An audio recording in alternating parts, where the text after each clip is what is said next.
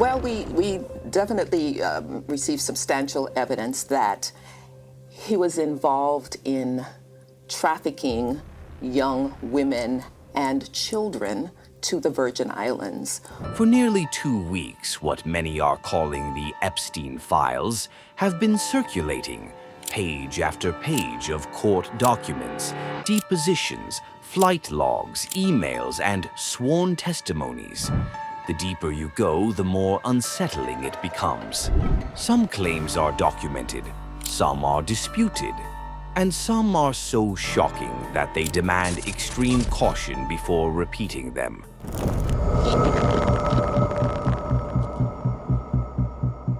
A photo that has recently spread online appears to show a concealed architectural feature inside Epstein's island residence, what some are calling a trapdoor. Online speculation has gone much further, connected that the door had direct access to the sea, in which it's alleged that he used this trapdoor to dispose of the victims' bodies. Yet some of the Epstein files rumors includes the use of boats and submarines could be confined for transporting guests, yet reports have raised questions about activities on his island. Based on available records and reporting, there is no evidence that Ghislaine Maxwell held a submarine license while she was involved in oceanic conservation through her non-profit Terramar project. Rumors regarding her piloting submarines or hiding in one are unfounded. This is part of a larger investigation that touches powerful figures and continues to be shrouded in secrecy, showing just how many unanswered questions remain. And before we dig any deeper into more, make sure you like this video and subscribe to the channel so you don't miss what's coming next.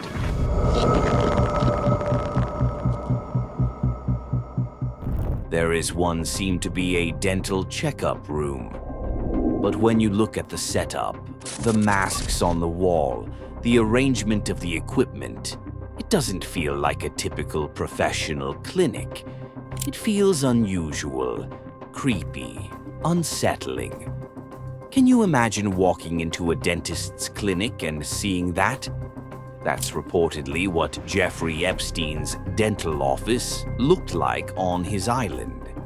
Interestingly, Epstein's last known girlfriend had training in dentistry. She went to dental school and practiced as a dentist. Reports in the files and survivor statements allege that dental procedures were performed on victims. One survivor reportedly described teeth being removed, sometimes referred to in the files as blowholes. According to these reports, the purpose was allegedly to prevent children from resisting during assaults. Some sources also note that dental records are often used for identification, which adds another layer to the concern around these practices. What exactly that room was used for remains unclear. And like so many parts of Epstein's properties, the full story may never be publicly known. Why he had it, what it was used for. Room with faces hung up across the wall. Another showed a chalkboard with strange text written on it, including the words power and deception.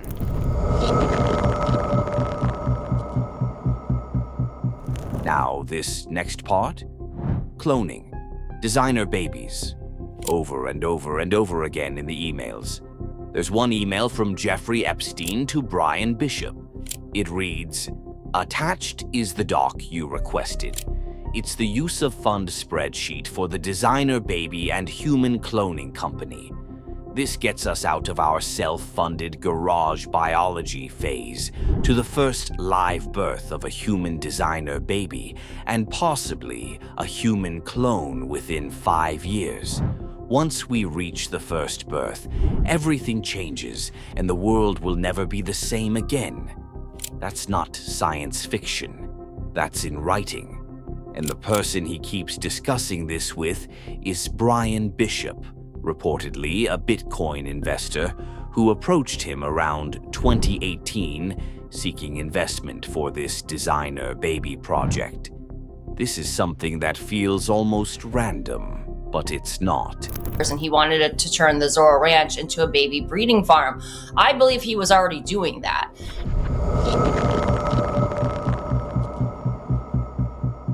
One of the most disturbing discoveries that came out of the Epstein files was that he bought 330 gallons of sulfuric acid transferred to his island in 2018, right after the day he was indicted.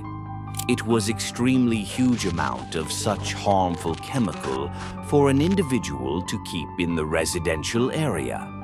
There are several theories circulating among the people, one of which is that he may wanted to destroy all the evidences by dissolving into it. Another one is even creepier, that he might have bought it to dispose of the bodies. And one of the emails from 2019 could be taken here as a reference of how they used to dispose of the girls' bodies brutally without hesitation. The email titled Confidential, Jeffrey says, "What is damning about Jeffrey Epstein is yet to be written. Did you know somewhere in the hills outside of Zorro, 2 foreign girls were buried on orders of Jeffrey and Madam G, both died by strangulation during rough fetish sex?" These young girls and women were subject to sexual assault, sexual exploitation. And the truth is, this is only scratching the surface. The deeper you go into these documents, the more contradictions, unanswered questions, and disturbing patterns start to appear. There are still more discoveries I haven't even covered yet. Details that raise even more questions about who knew what, who was connected to whom, and what remains hidden from the public. If you want me to continue breaking this down and go through the next set of shocking findings, comment below. Let me know.